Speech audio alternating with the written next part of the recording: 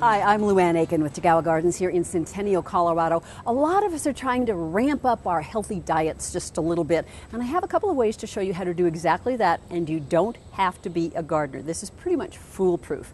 First way is with sprouts. Now, a lot of us are used to the alfalfa sprouts that we get in the grocery store, but you don't have to limit yourself to that. I've used a special little sprouting jar. You could use any canning, wide-mouth canning jar and maybe a piece of cheesecloth on the top.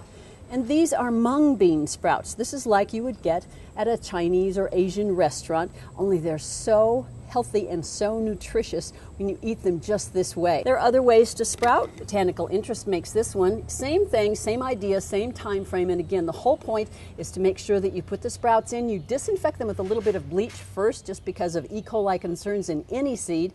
You put them in there, you soak them, you rinse them off 2 or 3 times a day, and in just a few days you'll have sprout crop of your own.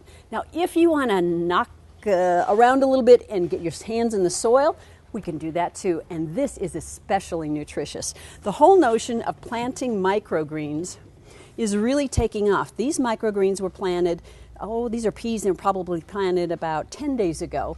And the idea is that you plant them, you let that seed grow up and actually get its first leaf, and that is where the nutrition punch comes from.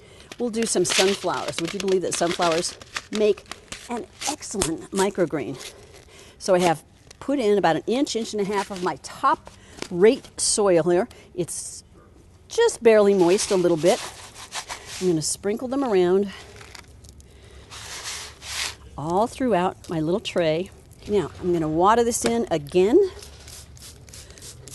can cover them with a paper towel. You can cover them with newspaper, but they need a little bit of dark. We'll get that moist once again. We will put these in a dark place. We're going to cover them with either a little bit of plastic wrap or a dome.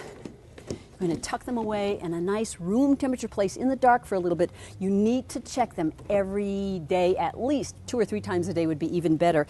Once they start to sprout, you can pull that paper towel out, make sure that soil medium stays really moist. If all of this seems a little bit more than you're inclined to tackle, there is another way. We have special kits that have a medium in the bottom that actually don't require soil. Again, you'll need to watch the water. You'll need to make sure that they're not staying too wet or too dry.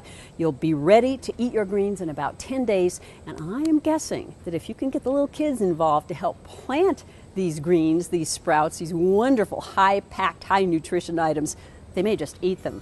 That is your dig info for today.